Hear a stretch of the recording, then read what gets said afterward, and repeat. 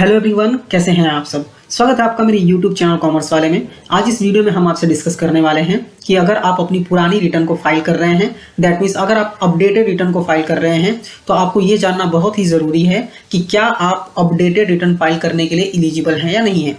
क्योंकि आप जब भी रिटर्न को फाइल करने जाते हैं और आप अपडेटेड रिटर्न वाले शीट में आते हैं, तो यहाँ पे एक सवाल पूछा जाता है, क्या आप एलिजिबल हैं फाइलिंग करने के लिए अपडेटेड रिटर्न। यहाँ पे आपको यस या फिर नो करना पड़ता है। आपको बेसिकली यस ही करना होगा अगर आप रिटर्न फाइल कर रहे हैं तो।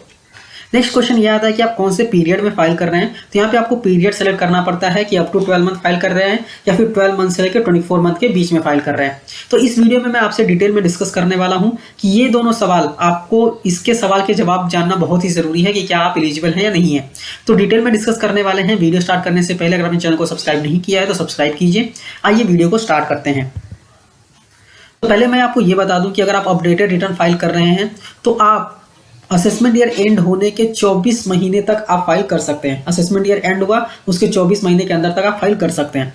ठीक है, एग्जांपल ने असेसमेंट ईयर 2021, तो वो एंड कभी होता है असेसमेंट ईयर 2021 31 मार्च 2021 को। वहाँ से अगर हम 24 महीने लेंगे तो 31 मार्च 2023 तक आप फाइल कर सकते हैं। अभी सवाल ये आता है कि कौन फाइल नहीं कर सकता है, मतलब क्यों, आप कब कौन से ऐसे केसेस हैं जब आप फाइल नहीं कर सकते हैं।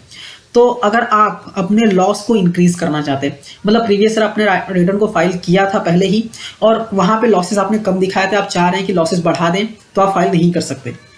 आपने पिछले साल रिटर्न फाइल किया था, आपने कम टीडीएस को रिफंड क्लेम किया, आप चाहते हैं कि आप अपने पूरे टीडीएस को रिफंड ले लें अभी, तो आप फाइल नहीं कर सकते। मतलब आप अगर अपना रिफंड को बढ़ाना चाहते हैं तो आप अपडेटेड रिटर्न को फाइल नहीं कर सकते हैं। अगर आप चाहते हैं कि अपनी टैक्स लायबिलिटी को रिड्यूस कर दें तो भी आप रिटर्न को फाइल नहीं कर सकते। मतलब प्रीवियस ईयर आपने रिटर्न को फाइल कर दिया था, ठीक है, लेकिन आपने कुछ ऐसा इनकम दिखा दिया था जो आपका इनकम था ही नहीं और आप चाहते हैं कि उस इनकम को हटा दें और आपकी टैक्स लायबिलिटी रिड्यूस हो जाए, तो आप रिटर्न फाइल नहीं कर सकते। ठीक है, अभी नेक्स्ट है कि आप जो अपडेटेड रिटर्न फाइल कर रहे हैं उसको बहुत ध्यान से फाइल कीजिएगा, क्योंकि अगर आपने एक बार रिटर्न को फाइल कर दिया उसके बाद आप उसे रिवाइज नहीं कर सकते। मतलब एक असेसमेंट ईयर के लिए सिर्फ एक बार ही आप अपडेटेड रिटर्न फाइल कर सकते हैं। नेक्स्ट कुछ ऐसे पर्सन्स हैं जो अपडेटेड रिटर्न फाइल ही नहीं कर सकते। ठीक है, इसके रिगार्डिंग भी ऑलरेडी वीडियो बनाया है मैंने। ये वो पर्सन्स हैं जो एलिजिबल नहीं है। जैसे अगर आपके यहाँ सर्च या फिर सर्वे चल रहा है तो आप नहीं कर सकते। आपको नोटिस इशू हुआ है सेक्शन 132 में तो आप अपडेटेड रिटर्न फाइल नहीं कर सकते। बुक्स ऑफ अकाउंट सीज हो गया है, ऑलरेडी आपने अपडेटेड रिटर्न फाइल कर दिया है। प्रोसीडिंग या फिर रीअसेसमेंट पेंडिंग है आपके उस असेसमेंट ईयर के लिए, या फिर असेसिंग ऑफिसर को ऐसा लगता है कि आप money laundering, black money, smuggler या फिर फॉरेन एक्सचेंज मैनिपुलेटर हैं, तो आप रिटर्न फाइल नहीं कर सकते। या फिर गवर्नमेंट ने खुद बोल दिया कि भाई आप फाइल नहीं कर सकते, तो आप नहीं कर सकते। ठीक है, ये सारी वीडियोस ऑलरेडी मैंने अपने यूट्यूब चैनल पर डाला हुआ है। मे भी शायद आपने नहीं देखा रहेगा।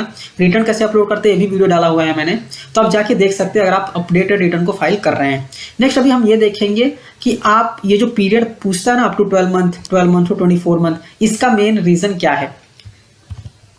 तो यहाँ पे अगर हम मेन रीजन देखें तो एक सेक्शन आया है जो कि है 140B और ये कहता है टैक्स ऑन अपडेटेड रिटर्न।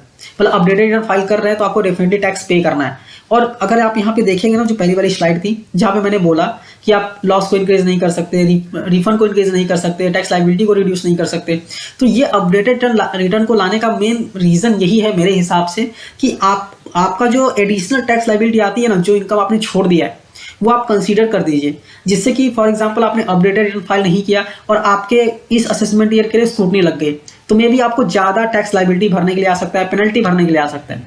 लेकिन आपने खुद से अपडेटेड रिटर्न फाइल कर दिया और जो आपने इनकम छुपा रखा था या फिर गलती से नहीं दिखाया था, अगर आप वो दिखा देंगे तो फिर अगर बाद में आपको स्क्रूटनी आती है ना, तो आपको ज़्यादा कुछ भी पे करने की ज़रूरत नहीं पड़ेगी। इसके लिए बेसिकली अपडेटेड रिटर्न लाया गया है। अभी यहाँ पे अगर एडिशनल लायबिलिटी आती है तो आपको डेफिनेटली पे करना पड़ेगा। अभी कैसे पे करना पड़ेगा, सेक्शन 140B बोलता है। ये बोलता है कि जो टैक्स ऑन अपडेटेड रिटर्न है ना, वो कलेक्ट किया जाएगा एडिशनल टैक्स लायबिलिटी और इंटरेस्ट पे। मतलब जो ऑलरेडी आपने पे किया हुआ है उसको छोड़ दीजिए। अभी आप अपडेटेड रिटर्न फाइल कर रहे हैं तो जो आपको एडिशनल टैक्स लायबिलिटी और एडिशनल इंटरेस्ट आ रहा है ना, उस पर आपको बेसिकली टैक्स भरना पड़ेगा। अभी कितना भरना पड़ेगा, तो यहाँ पे दो रेट है, 25% एंड 50%। 25% तब आपको भरना पड़ेगा अगर आप 12 महीने के अंदर ही रिटर्न फाइल कर रहे हैं। 50% तब पे करना पड़ेगा अगर आप 12 महीने से 24 महीने के बीच में अगर आप अपना अपडेटेड रिटर्न फाइल कर रहे हैं। ठीक है, तो ये सवाल जो है ना, ये जो पूछा जाता है कि आप कभी फाइल कर रहे हैं, ये बेसिकली 25% एंड 50% डिसाइड करने के लिए पूछा जाता है। तो आई होप आपको समझ में आ गया होगा क्लियरली कि ये जो क्वेश्चंस हैं वो क्या है एग्जैक्टली। एंड अगर आपको वीडियो हमारी अच्छी लगती है तो लाइक कीजिए। अगर आप अपडेटेड रिटर्न को फाइल करना चाहते हैं, जैसा कि आप स्क्रीन पर देख सकते हैं, ये आइडिया 4 का बताया मैंने कैसे फाइल करना है आपको, तो आप जाके फाइल कर सकते हैं और मेरा चैनल बेसिकली गो थ्रू करके आप फाइल कर सकते हैं। ठीक है, वीडियो अच्छी लगी है तो लाइक कीजिए, अपने दोस्तों के साथ भी शेयर कीजिए और ऐसी ही वीडियोस देखने के लिए चैनल को सब्सक्राइब करना मत भूलिए। मिलते हैं नेक्स्ट वीडियो में। Thank you for watching and all the best.